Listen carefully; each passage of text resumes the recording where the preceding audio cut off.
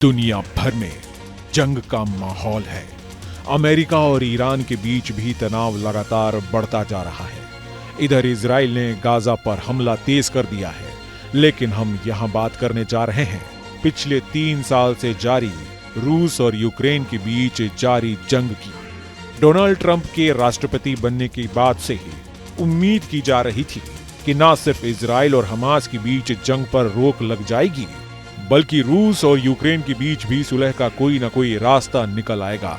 लेकिन इन दोनों युद्ध को रुकवाने में डोनाल्ड ट्रंप को अब तक कोई कामयाबी नहीं मिल सकी है। युद्ध विराम पर सहमति नहीं बन पाने के बाद से रूस के तेवर और भी तल्ख हो गए हैं। रूस ने यूक्रेन पर हमला तेज कर दिया है। इसी कड़ी में रूस ने यूक्रेन के सूमी शहर पर हमला किया है। सूमी पर हुए इस रूसी हमले में कम से कम 35 लोगों की मौत हो गई है। रूसी हमले पर पूरी दुनिया में इसका विरोध हो रहा है। अब साल्वाडोर के राष्ट्रपति ने मुलाकात के बाद डोनाल्ड ट्रंप से युद्ध में मारे गए लाखों लोगों के लिए पुतिन, ज़ेलेंस्की और बाइडेन को जिम्मेदार ठहराया है। मीडिया से बात करते हुए ट्रंप ने कहा कि मान लीजिए पुतिन नंबर 1 हैं, लेकिन मान लीजिए बाइडेन, जिन्हें पता ही नहीं था कि वे क्या कर रहे हैं, नंबर 2 हैं, और ज़ेलेंस्की, तीनों की वजह से लाखों लोग मारे गए। उन्होंने आगे कहा, मैं बस इसे रोकने की कोशिश कर सकता हूँ। साथ ही डोनाल्ड ट्रंप ने रूस के साथ युद्ध की शुरुआत को ज़ेलेंस्की की मूर्खता भी करार दिया। उन्होंने कहा कि अपने से 20 गुना बड़े व्यक्ति के साथ युद्ध नहीं लड़ना चाहिए। डोनाल्ड ट्रंप ने इस बार फिर ज़ेलेंस्की को जिम्मेदार ठहराया। ट्रंप ने युद्ध में ज़ेलेंस्की की राजनीति की आलोचना करते हुए कहा कि जब आप युद्ध शुरू करते हैं तो आपको पता होना चाहिए कि आप युद्ध जीत सकते हैं।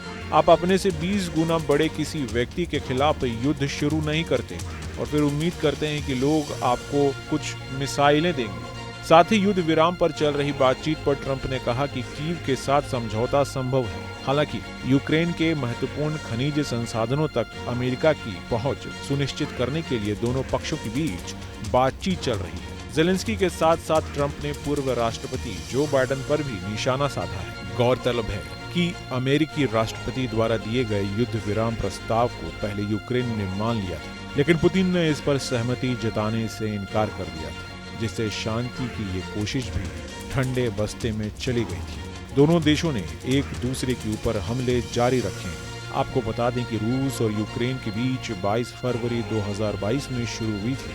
अब तक हजारों लोगों की जान चली गई है और लाखों लोग विस्थापित हुए हैं। 2022 में रूस ने पूर्वी यूक्रेन के डोनबास क्षेत्र पर आक्रमण कर दिया था, जिसके बाद दोनों देशों के बीच संघर्ष शुरू हो गया और अब तक जारी है। संघर्ष के शुरुआती दिनों में रूस चाहता था कि वह यूक्रेन की राजधानी कीव पर कब्जा कर ले। हालांकि यूक्रेन की कड़ी प्रतिरोध की वजह से यह संभव नहीं हो सका।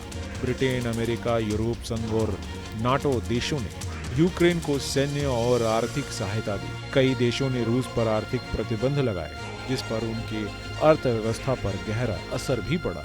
Team news state. News nation अब व्हाट्सएप पर। खबरों के ताजा अपडेट के लिए न्यूज नेशन के इस QR कोड को स्कैन करें।